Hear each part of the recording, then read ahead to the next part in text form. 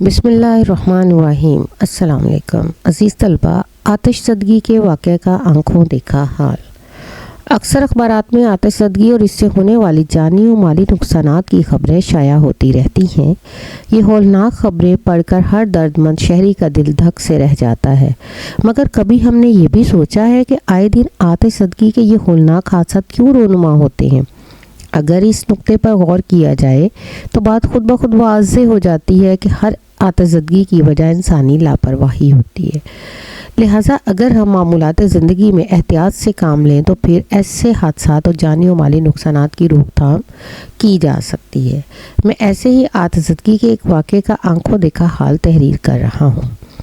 بڑی مشکل سے ابھی نصف شب بھی گزری ہوگی۔ گلی میں بالکل خاموشی تھی، سب لوگ سو رہے تھے، گرمی کا موسم تھا۔ مجھے ابھی نیند نہیں آئی تھی کہ ایک دم شور مچ گیا، آگ لگ گئی۔ میرے کانوں میں یہ آواز پہنچی تو ایک دم گھبرا کر اٹھا اور نیچے اتر گیا۔ شور سن کر ہر شخص موقع پر پہنچا۔ چاروں طرف بھگدڑ مچی ہوئی تھی، بچاؤ بچاؤ کی آوازیں آ رہی تھیں۔ میں نے دیکھا کہ ایک 2 منزلہ مکان کو آگ لگی ہوئی تھی۔ شعلوں نے مکان کو اپنی لپیٹ میں لیا ہوا تھا۔ گھر کے مکینوں کی چیخوں پکار کی آوازیں آ رہی تھی۔ کوئی بچا ہوا سامان باہر پھینک رہا تھا، کوئی پانی لینے ادھر ادھر بھاگ رہا تھا، کوئی دعا مانگ رہا تھا۔ ہوا تیز تھی، خطرہ یہ پیدا ہو گیا کہ شعلے سارے محلے کو اپنی لپیٹ میں نہ لے لے۔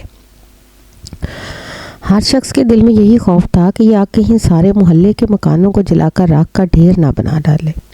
یہی وجہ تھی کہ ہر شخص آگ بجھانے کی تگ و دو میں لگا ہوا تھا۔ ساتھ والے ایک بالٹی اس مکان پر ڈالتے اور ایک بالٹی اپنے مکان پر ڈال رہے تھے تاکہ آگ آگے بڑھنے نہ پائے۔ بالٹیوں پر بالٹیاں چل رہی تھی، لیکن آگ خطرناک صورت اختیار کرتی جا رہی تھی۔ لوگوں کا خیال تھا کہ گھر کے تمام افراد نکل آئے ہیں، مگر ایک عورت کی آواز آ رہی تھی کہ میرا بچہ اوپر کی منزل پر پہلے کمرے میں جھولے میں پڑا ہوا ہے، اسے بچاؤ۔ وہ چیخیں مار مار کر یہی بار بار کہہ رہی تھی۔ لوگ سن بھی رہے تھے، مگر کسی کو جرأت نہیں ہو رہی تھی کہ وہ ایسے میں آگ میں چھلانگ لگا کر اس کے بچے کی جان بچا سکے۔ میں نے اس خاتون سے پوچھا کون رہ گیا اور کہاں رہ گیا۔ اسے اوپر کی منزل کے کمرے کی جانب ہاتھ سے اشارہ کر کے روتے چیختے ہوئے کہا کہ میرا 1 سال کا بچہ اس کمرے میں جھولے میں پڑا ہوا ہے، خدا را کوئی اسے بچاؤ۔ وہ وہاں سویا ہوا تھا۔ میں 3 بچوں کو اٹھا کر نیچے لے آئی، مگر آگ کے شعلے پھٹ جانے اور دھوئیں کے باعث کچھ دکھائی نہیں دے رہا تھا۔ میں بے بس ہو گئی ہوں، خدا کے لیے میرے بچے کو بچاؤ۔ اتفاق سے اس گھر کے دونوں مرد اپنے ایک عزیز کی شادی میں شرکت کی غرض سے قریبی گاؤں گئے ہوئے تھے۔ آگ اس قدر زیادہ بھڑک اٹھی تھی کہ کوئی تدبیر کام نہیں کر رہی تھی۔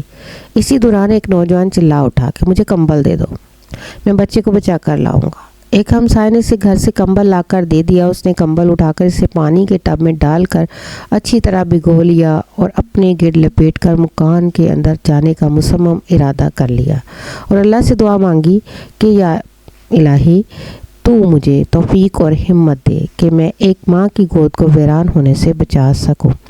وہ اللہ کا نام لے کر شعلوں میں داخل ہوا۔ اوپر کی منزل ابھی پوری طرح آگ کی لپیٹ میں نہیں آئی تھی۔ اس نے جلدی سے بچے کو اٹھایا اور اسے بھیگے ہوئے کمبل میں لپیٹا۔ اب نیچے کی منزل پوری طرح آگ کی لپیٹ میں آ چکی تھی۔ لکڑی کی سیڑھی بھی اس لپیٹ میں آ چکی تھی، ساتھ ہی دھواں اس قدر زیادہ تھا کہ دم گھٹا جا رہا تھا۔ مگر اس نوجوان نے اپنے ہوش و حواس قائم رکھے اور خیریت اسی میں سمجھی کہ نیچے اترنے کے بجائے ساتھ والے مکان کی چھت پر چھلانگ لگا دے جو بالکل محفوظ تھی۔ اس نے ایسا ہی کیا۔ یہ چھت 10 فٹ نیچے تھی۔ اسے اللہ کا نام لے کر چھلانگ لگائی۔ اسے چوٹ تو ضرور لگی، مگر بچہ بالکل صحیح سلامت رہا۔ اسی اثناء میں فائر بریگیڈ کی 2 گاڑیاں پہنچ گئیں۔ انہوں نے پائپ لگا دی اور پانی کی 2 موٹی موٹی دھاریں مکان کی آگ پر حملہ ہوئیں۔ پانی اتنے زور سے نکلتا تھا کہ اوپر کی منزل تک پہنچ رہا تھا۔ چند ہی لمحوں میں آگ پر قابو پا لیا گیا۔